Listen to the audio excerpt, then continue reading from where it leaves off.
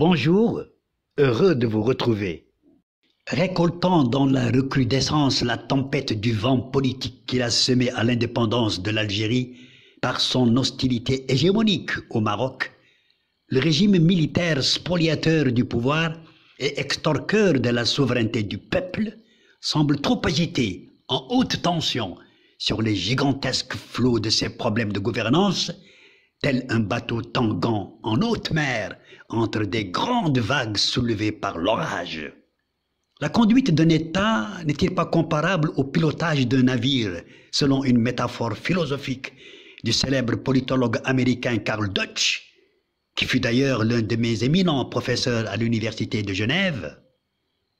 précisant que la bonne direction en navigation devant mener à bon port, entre bâbord et tribord, contre vents et marées, dépend de l'habileté du pilote autant que du copilote chargé de l'aider ou le remplacer en cas de nécessité. Par suite, l'incompétence ou la maladresse d'un matelot au gouvernail expose certainement le navire et ses passagers au pire des périls en pleine navigation, soit face aux défis de l'administration étatique que symbolisent les dangers de la mer. Et l'art de gouverner un État ressemble en conséquence à celui de piloter un navire. En déployant cette théorie allégorique de l'Algérie vers son voisin de l'Est, l'on pourrait alors expliquer à la fois le mal algérien contre le peuple marocain et le drame algérien à l'encontre du peuple algérien lui-même. Comment? Réponse. Mais par la focalisation haineuse du régime algérien boumedieniste sur le Maroc, monarchie et nation, dans une obsession apparemment incurable. Là où les yeux et l'esprit du pilote algérien sont tellement tournés vers le navire marocain qui vogue en bonne vitesse, dans une bonne condition,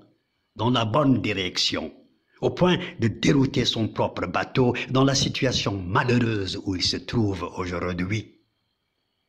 N'ayant comme principal dessein inavoué au départ de l'indépendance en 1962 que sa propre gloire par la destruction du Maroc. Entendons par pilote l'ensemble du système dirigeant incarné par les véritables gouvernants, c'est-à-dire les généraux prépondérants parmi les 500 qu'a connu l'Algérie de l'après-boumedienne. De cette théorie métaphorique deutschienne, l'on perçoit aujourd'hui dans l'Algérie des généraux plus clairement que jamais, y compris le borgne avec nous, même le myope, voire l'aveugle, le degré élevé, sans précédent non plus, de maladresse et d'incompétence de gouvernance, autant que d'aberration et d'énormité beaucoup risibles, très comiques, sans pareil nulle part ailleurs. Nulle part ailleurs. Et l'on se trouve aujourd'hui, in fine, devant un pouvoir politico-militaire algérien, ne produisant presque rien, ne produisant souvent, sinon dans la piteuse gestion de cette république autoproclamée populaire et démocratique, que mascarade en parade dans l'absurde grotesque ou le ridicule burlesque. Un pouvoir convaincu néanmoins, naïvement ou bêtement, de produire depuis toujours, en singeant de plus en plus le Maroc, dans la naïve certitude de le surpasser par des actes de génie politique, des prouesses diplomatiques, des gestes sociaux incomparables, des réalisations économiques grandioses, des accomplissements culturels originaux ou des manœuvres militaires d'exhibition de la force par vanité, tout en se croyant inégalable dans tous les domaines, à l'échelon de la région, fréquemment à l'échelle du continent, parfois au niveau suprême du globe, tout en se croyant ou se voyant les plus adroits, les plus forts, les plus riches, les plus généreux et les plus beaux. Bref,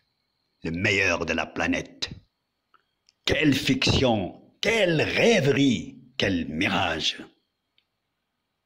Et puis on le sait, comme dit le proverbe chinois, le malfaiteur qui ne peut accuser de son forfait le plus fort de ses ennemis se retourne vers celui qu'il croit être le plus faible pour l'inculper arbitrairement sans savoir que la vérité est toujours le plus fort, même du côté du faible. Autrement dit, est bien faible le fort par le mensonge et le tort, autant que le faible est si fort par la raison et la vérité. À plus forte raison, à vrai dire, le régime algérien semble bien loin d'être plus puissant que le Maroc, soit en matière de politique, dans sa manière très discutable de gouverner, du moins aux yeux de la majorité des États du monde impartiaux qui font bien la différence qui distingue entre les deux pays maghrébins voisins. Il est une réalité indéniable aujourd'hui, plus que jamais, et notamment depuis le retour triomphal du Maroc à l'Afrique institutionnelle à travers l'Union africaine en janvier 2017. Une réalité indéniable indiquant que l'Algérie n'a dans la tête et l'esprit que le Maroc, comme cible essentielle, en ennemi classique, comme nous le verrons prochainement avec Développement et Documents dans une nouvelle série en vidéo à partir de novembre prochain.